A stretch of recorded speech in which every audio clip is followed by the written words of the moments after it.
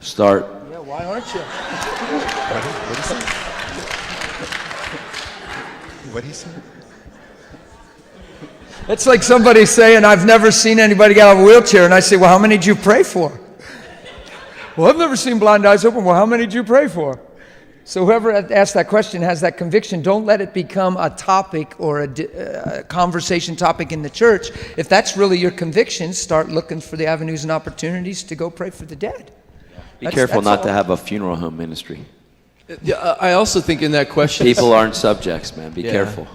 I think also in that question is like, how do we do this? Like, we know that we're supposed to pray for the dead to be raised, but how does that practically look? Right. And there are some churches that have formed, and they're very quiet behind the scenes. They call them Lazarus teams or something like that, you know. And they don't put an advertisement, you know, bring your wounded, bring your dead. No, they just they just go and they make contact with the family. But I know of a specific church that anyone that dies in their community, they're at least contacted. They have permission to go into the morgue. And I actually know of a church where they've seen a resurrection, where someone came in, they signed the death certificate, they were wheeling them to the morgue, and they had been praying, and it seemed like nothing happened. As soon as they pulled him out of the hospital room toward the morgue, he just jumped up off of the thing. Now that's pretty crazy. You say, how do I know that? Have you seen him? Yes, I actually 2 weeks ago was in Wyoming, and I met the kid, and I hugged him, and he was alive, very much alive. And he has a death certificate, and that's signed. It's kind of weird, but so it is happening. You know, and I think it will come commonplace, but I think your question, there's a practical side to it. Well, how do we do this?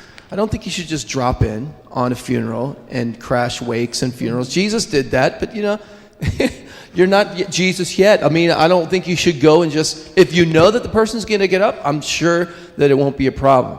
But maybe, you know, practice a little bit privately first. All right? Build your faith up a little bit. Because, you know, you want to be sensitive to people like Todd said. You want to be sensitive. But there are practical ways that you can do this. Establish these teams and sensitively, you know, talk with the family and do it.